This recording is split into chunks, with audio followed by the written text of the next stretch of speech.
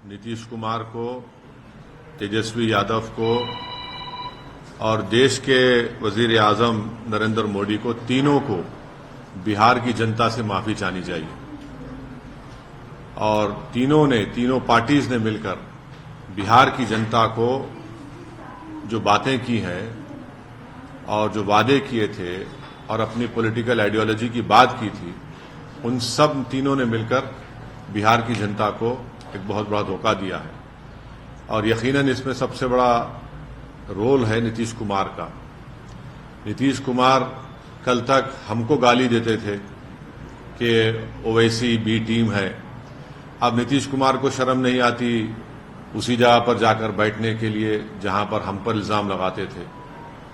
और नीतीश कुमार ने political opportunism कहना तो अंडरस्टेटमेंट होगा, उन्होंने हर चीज का रिकॉर्ड तोड़ दिया है और कोई उनकी बात का न एतबार है न भरोसा है। मैं शुरू से कह रहा था कि नीतीश कुमार फिर से बीजेपी में जाएंगे, मगर लोग हमारी बात को यकीन नहीं कर रहे थे। अब हम तेजस्वी यादव से पूछना चाह रहे हैं कि बताओ कैसा लग रहा है आपको? अभी आपने हमारे 4 एमएलएस को तोड़ा था, अब आपको कुछ दर्द हो रहा है सीने में? तकलीफ हो रही है आपको अपने भेजे में? अब आपको मालूम हो रहा है कि जो खेल आप हमसे खेले थे वही खेल आपसे हो गया। और तेजस्वी यादव और उनकी पार्टी धोखा दी है। 2 मर्तबा नीतीश कुमार को उन्होंने मुख्यमंत्री बनाया। बताइए अब क्या हासिल हुआ आपने? बीजेपी को आपने सत्ता दे दी। नीतीश कुमार तो सिर्फ अभी तो नाम के मुख्यमंत्री रहेंगे, हुकूमत चलेगी बिहार में आरएसएस की और नरेंद्र मोदी की। हम तो यही चीज को रोकना चाह रहे थे। एमआईएम पार्टी इसी को रोक रही थी। और जब हमारे सीमांचल की जनता ने एमआईएम के 5 विधायक को कामयाब किया तो हमने तो जब उनके स्पीकर के इलेक्शन में तायद की थी गठबंधन के। मगर तेजस्वी यादव को और उनके परिवार को ऐसा लगता है कि बिहार की जनता एक तरफ और उनके परिवार से कोई भी मुख्यमंत्री बन जाए। नीतीश कुमार को लगता है कि मैं जब तक जिंदा रहूं मुख्यमंत्री रहूं, और बीजेपी को लगता है कि भाई हर चीज हमको मिल जाए, चाहे कुछ भी हो, किस तरीके से हो जाए।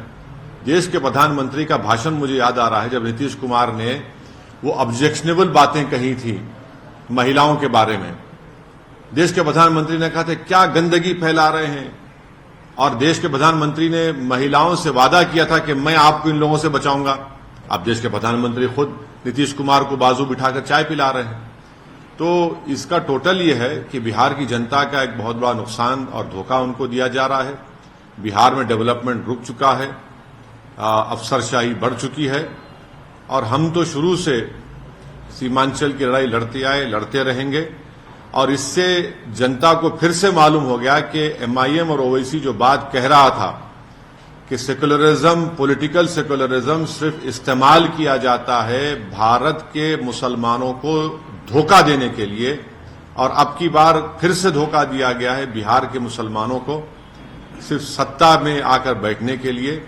मैं उम्मीद करता हूं कि न सिर्फ बिहार बल्कि पूरे देश के जो अल्पसंख्यक समाज, मुसलमान और जो हमारे सेकुलर जहन रखने वाले हिंदू, ओबीसी और दलित भाई हैं, वो देखेंगे इन चीजों को कि कैसे सेकुलरिज्म के नाम पर चुनाव में तो वोट लिया जाता है और उसके बाद फिर आपकी वोट को ले जाकर आरएसएस और मोदी के झोली में रख दिया जाता है।